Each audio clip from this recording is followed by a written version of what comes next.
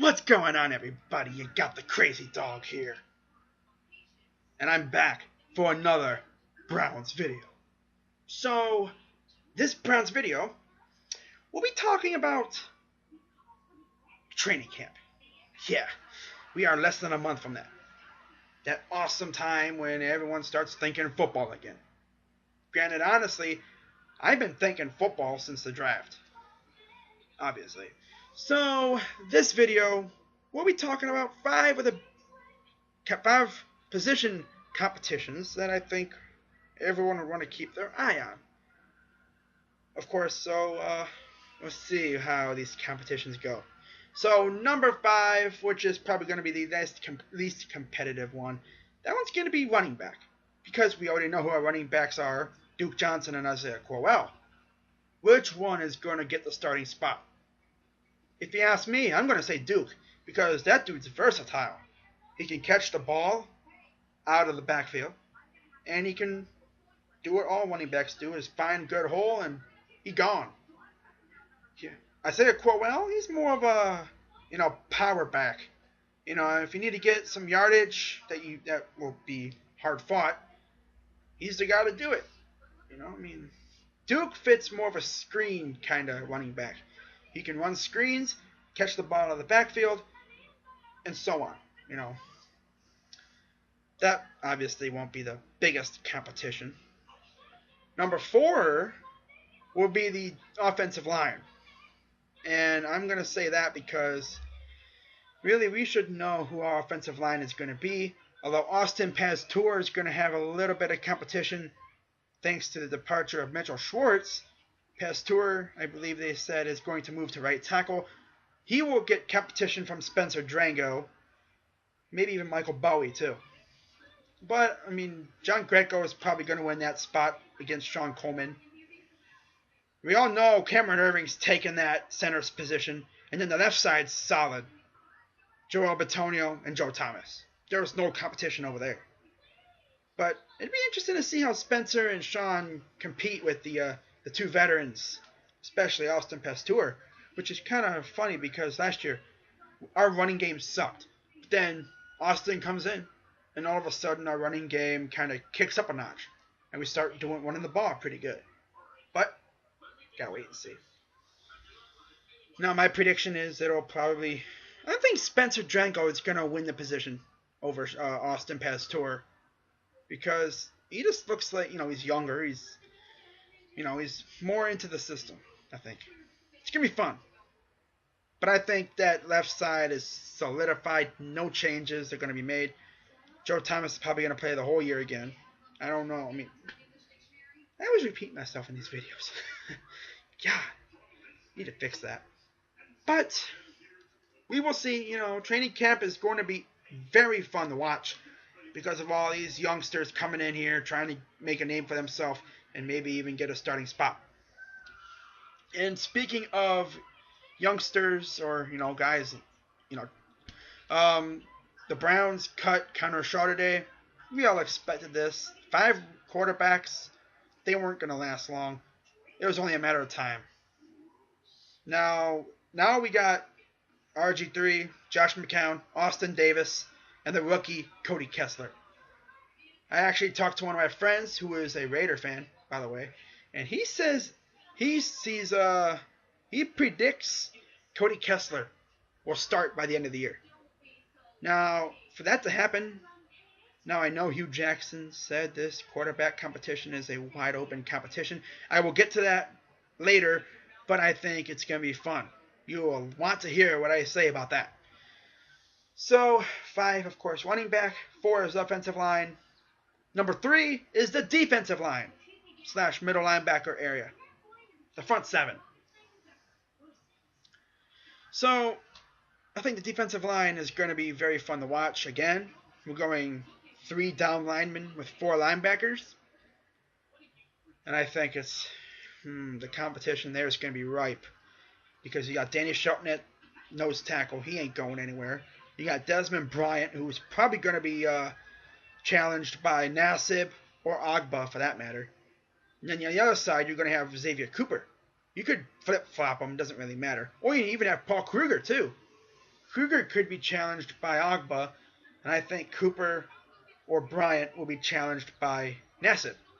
By the way, Ogba and Nassib both led their conferences in sacks, and they were 1-2 in the nation in sacks last year. In case you forgot about that, go back to my draft video when we first drafted those two dudes. When we first drafted them, I talked about that, in case you forgot. Now, I think that will be a very, intense competition.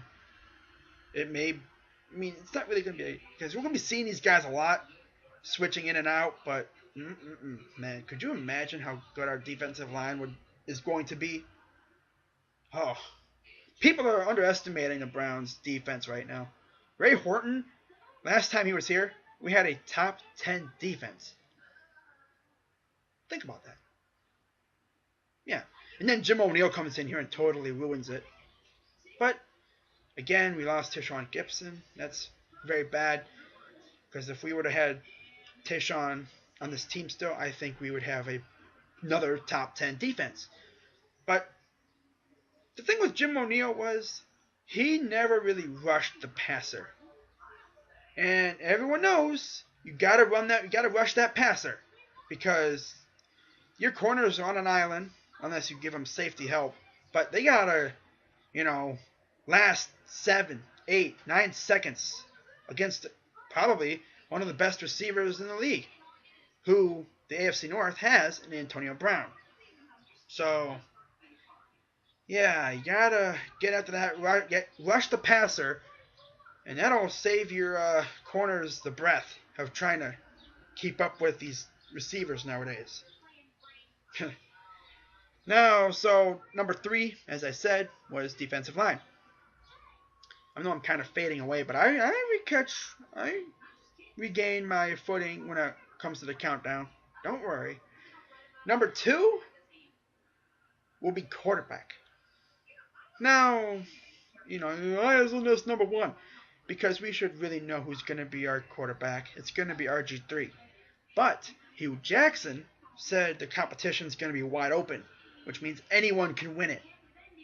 Yes, even Austin Davis.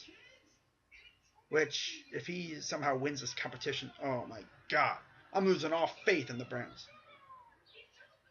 If it was up to me, I would say either RG3 or Cody Kessler, but I would definitely go with RG3 because Cody needs some time to learn the system, get acquainted with the NFL. As you know, he doesn't have the best accuracy. But he's got good awareness. But we'll see, he doesn't have that good of an arm either. But hey, maybe you can, grow a good arm. And then maybe he can help, make his throwing better. That's what I'm trying to say. I'm mumbling a lot. Okay. Now for the number 1 competition going into training camp. And that's going to be wide receiver. I believe I counted, we have 12 receivers on this team. Of that, I think we're probably going to have maybe 8 or 6. 6 or 8. I'd say 8. Starting receivers, I think, will be Coleman, Hawkins, Higgins, and maybe even Ricardo Lewis or Jordan Payton on the other end. Because remember, we got rid of Hartline. And, of course, we got a pothead, Josh Gordon, who doesn't know how to lay off the weed. But, yeah, it may not be, that good of a receiving corps, but they got potential. At least we know these guys are going to be used, unlike a certain wide receiver that we signed for $9 million last year and barely used. I remember last year, everyone said when we signed Dwayne Bowe, people were projecting him to have maybe 6, 7 touchdowns. He had 0. Only 53 yards the whole year. There's guys on this team that I've run that I've had a 53-yard gain in one play. That's, oh my God. Okay, you know what? I'm done talking about the horror that was last year. Makes me mad whenever I think about it.